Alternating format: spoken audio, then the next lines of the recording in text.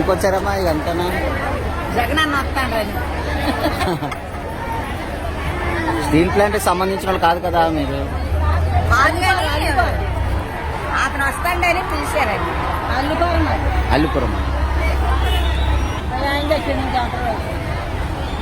డబ్బులు ఇచ్చారమ్మా వచ్చినందుకు? చెప్తారండి. 100 రూపాయల నీళ్ళు చుట్టలే ఎవరు ఆటో మాట ఇట్టించండి. ఏపీ ప్రజలు అడుగుతున్నారండి, జగన్మోహన్ రెడ్డి ఈ శవ రాజకీయాలు మానవ అని చెప్పేసి. ఈయన మనిషి ఏందో, ఈయన మతం ఏందో, శవం కనబడితే చాలండి రాష్ట్రంలో ఏ మూలకైనా పోయి రాజకీయం చేస్తారండి. వెనకాల ఉండేటోళ్ళు సీఎం అని అరసాలా, వాళ్ళకి డబ్బులు ఇవ్వాలా. అయితే తండ్రి శవంతో మొదలైన నీ శవ రాజకీయం నేటి స్టీల్ ప్లాంట్ వరకు కొనసాగుతూనే ఉన్నది అని చెప్పి బాధితులను పరామర్శించే న్యాయపరమైన డిమాండ్ ప్రజలు ముందు పెట్టాల్సింది పోయి మహిళలకి 100-200 ఇచ్చి తోలకొచ్చి జేజేలు కొట్టించుకొని శవరాజకీయం చేస్తావా జగన్మోహన్ రెడ్డి అని చెప్తానండి. మొత్తానికి నిన్ననే జగన్మోహన్ రెడ్డి ప్రయాణం ఖరారైంది స్టీల్ ప్లాంటు బాధితులను పరామర్శించడానికి. జనాలు అనుకున్నారు ₹1 ఖర్చు పెట్టడు మహానుభావుడు, కనీసం వచ్చావు ప్రభుత్వం తరఫున 25 లక్షలు ఎక్సైజ్ పడించారు, నువ్వేమన్నా డబ్బులు వెనకేసుకొని తెచ్చావు కదా, అంత ఏం లేనోడివా, ఒక మనిషికి 10 లక్షలు ఇచ్చి ఉంటే నీకెంత విలువ ఉండేది.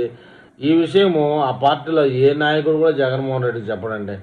ఏంటంటే ఈ శవాలు రావాలి, నేను పాదయాత్రకు రావాలి, కనీసం నెలకు 2-3 రావాలి, నేను రాష్ట్రంలో ఉన్నట్టు తెలియాలి, ఒక పార్టీ ఉన్నట్టు తెలియాలి, ఏదో ఒక శవం ద్వారా నేను లబ్ధి పొందాలి. ఇదే అండి మొత్తానికి. పాలిమర్ జగన్మోహన్ రెడ్డి ముఖ్యమంత్రిగా ఉన్నప్పుడు పాలిమర్ ఇండస్ట్రీలో ప్రమాదం జరిగితే ₹1 ప్రకటించారు, న్యూస్ పేపర్లో వచ్చింది, చెక్ కూడా వచ్చింది, బ్లాంక్ చెక్ అంతే. అది ఇప్పటికి మారలేదంటండి.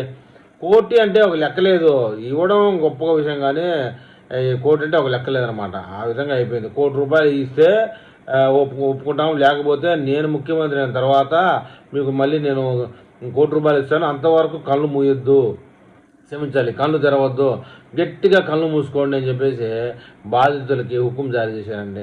3 సంవత్సరాలు గట్టిగా కళ్ళు మూసుకుంటే వచ్చాయి, నేను రాగానే 4 రోజులకి మీకు ₹1 ఇస్తానని చెప్పాడు. ఆ జగన్మోహన్ రెడ్డి గారు అటు పోగానే ఇటు ఇల్లేది నాయన ₹1 ఇస్తానంటే పక్కనుండే వరే పిచ్చోడా, పాలిమర్ కేసులో ఇప్పటి వరకు ₹1 జగన్మోహన్ రెడ్డి లేదు, విజయవాడ వరద బాధితులకి ₹1 అన్నాడు, ఒక 5 లక్షలు 10 లక్షల వాటర్ బాటిల్ పంచాడు, అంతేను. ఇంతవరకు కోటి అనడం నోటి మాట తప్ప, జగన్మోహన్ రెడ్డి నోటి మాట నీటి మూట తప్ప ఇంతవరకు ఫలించింది లేదంటే ఆమె వాళ్ళు అక్క నోట్లో వెళ్ళేసుకుని అవునా మేము ఏదో నిజం అనుకున్నాము అని చెప్పేసి వాళ్ళు వాపోతున్నారు. ఇలా ఉంటుంది మన జగన్మోహన్ రెడ్డి శవరాజకీయాల విషయం.